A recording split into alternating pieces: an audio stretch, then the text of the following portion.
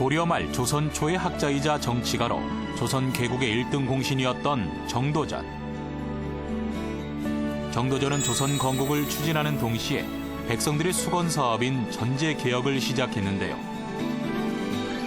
백성들이 먹고 살 터전을 국가가 지급하자는 정도전의 토지 개혁 이야기 지금 시작합니다.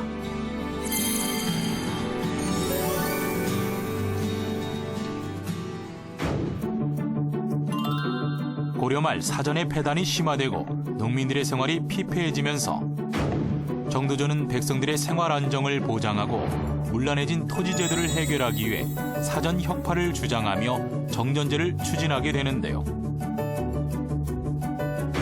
고려시대 행정체계가 문란해지면서 하나의 토지에 여러 명의 전주들이 수조권을 행사해 농민들을 수탈하고 이 과정에서 토지의 소유권마저 빼앗아버리는 일도 자주 발생하였습니다.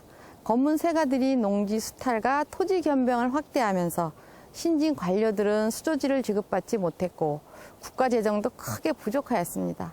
이에 따라 검문 세족들의 세력을 약화시키는 한편 문란해진 토지 제도를 해결하기 위해 정전제를 추진하게 되는 것이죠.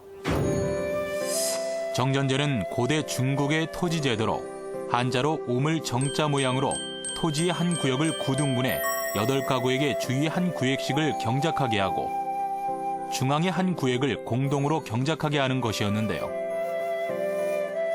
즉 공동 경작한 수확물은 국가에 세금으로 내고 각자 경작한 수확물은 각 가구가 가지는 생산량의 9분의 1을 세금으로 내는 세법을 근간으로 하고 있습니다.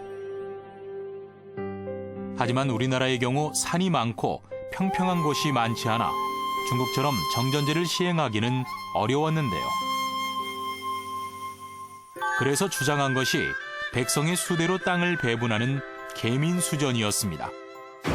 계민수전은 전국의 토지를 국가에 편입시켜 인구 수에 따라 경작할 땅을 나눠주고 나라는 세금만 받는 제도로 정도전은 수확량의 반을 가져가는 지주제를 부당한 것으로 보고 국가는 수확량의 10분의 1을 거두어도 충분하다고 생각했는데요. 이러한 계민수전의 원칙을 바탕으로 하는 정도전의 정전제는 당시로서는 과감하고 혁명적인 구상안이었습니다. 하지만 정치적인 문제와 제도적인 문제 등으로 인해 계민수전을 원칙으로 한 정도전의 정전제는 결국 시행되지 못했는데요.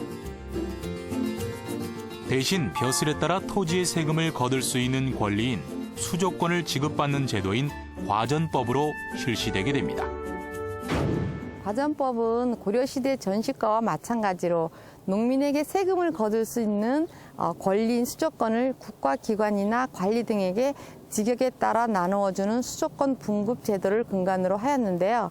계민수전의 경우 땅은 농사를 짓는 실소유자가 소유하여 부익부 빈익빈의 폐해를 막아 자작농의 나라로 만드는 것이었습니다.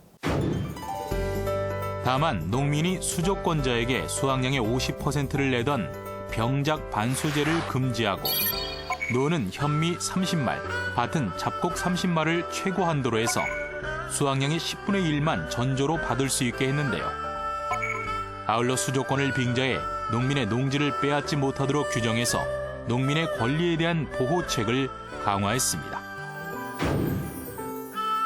하지만 과전법은 토지 소유의 불균형 자체를 바로잡는 것이 목표는 아니었던 만큼 사전의 폐단을 근본적으로 해결할 수는 없었는데요.